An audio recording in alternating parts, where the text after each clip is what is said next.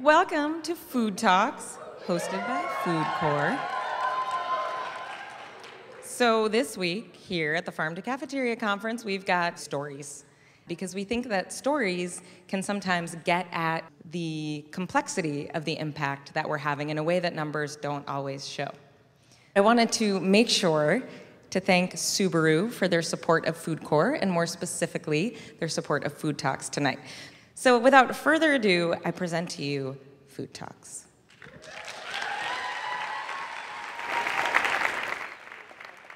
I was 10 years old when that table changed, when my sense of home changed. Up until that point, the table was a place around which my sister and I gathered to eat meals cooked by my grandmother while both my parents worked. After my grandma's passing in 2001, my home, my table, it opened. At 50 years old, my fearless mother switched careers in order to be home with her children and cook with them each night. She opened the leaves of our old kitchen table to make room for exchange students, neighbors, and friends. The dinner table became a collision of laughter, of storytelling, of learning about other cultures.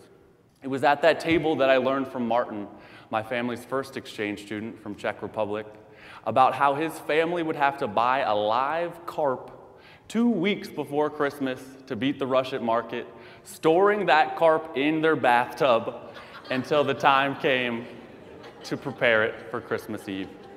I assume they had to shower around it, swimming around it. But at that table, I not only learned about those unique traditions like Martin's that we've all got, but those from my own history, from stories of my mother's childhood growing up in the Middle East, a daughter of an ambassador. For the next 7 years, we would host exchange students, neighbors, coworkers, each with their own stories, their own traditions, their own tables. I would eat delicious meals cooked by my varied house guests, Korean, Swedish, French, but always had a particular taste for food from the Middle East. At Christmases with my grandfather, we would sit under his colorful pear-shaped Christmas tree, enjoying a plate of turkey and gravy on one side, tabbouleh and falafel on the other. I went to college in order to learn about the place my mother and grandfather called a part of their home, where they had their own table. I took Arabic in order to learn the language that tied the people, the creators of this delicious food that was brought to my mother's childhood table, then subsequently to my own. Today, I serve in Lewiston, Maine, a town, a community, a people so starkly different from me, but yet so much a part of my home, my table, a table that is continuously opening and shifting. Now, before coming to Maine, I'll admit, like many of us, I had those romantic ideas of sitting by the ocean, enjoying a lobster with a big old lobster bib draped around my neck, drawn butter at the ready. But what Lewiston lacks in ocean views and lobster shacks, it more than makes up for in a beautiful community, a people, and a food culture all its own. Once a thriving mill town home to one of the largest Franco-American settlements in northern New England, Lewiston has since, in the last 15 years, become home to Somali, Sudanese, and Congolese immigrants. Our role at the St. Mary's Nutrition Center, Lots to Gardens, where I serve, is to create this table that unites us all. Taking the African sambusa alongside the Franco-American tortilla, two distinctly different dishes hailing from very dissimilar tables. One, a table rooted in the consumption of all things pork. Another, a Muslim table with strong kosher traditions.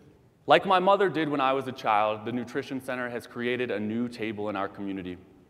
As a service member, it is my job, excuse me, Kurt, my service, to open and add more leaves to this table. From my high schoolers, just across the river, to Longley Elementary, just right down the street. Each leaf a different age, a different tradition, a different sense of home. Now, even if these leaves don't exactly fit right at the beginning, those conversations, those sharing of cultures of past and present homes and tables will eventually sand down that old warped wood, creating a table as a fluid part of our community, reaching to the farmers who grew and raised our bounty. In order to preserve culture, it must be shared. And as we all know, kids, they love to share. These tables we create at our service sites and in our communities, whether metaphorical or physical, like in an after-school cooking club, instill the values of community, of equitability between neighbors, friends, and classmates, demonstrating to our students that they are merely part of a whole, that we must coexist and live together in harmony at this table, brought together by our shared land and the respect we have for it. As FoodCorps service members, it is our hope, our mission that one day these values we instill be present at the next generation's table. Thank you.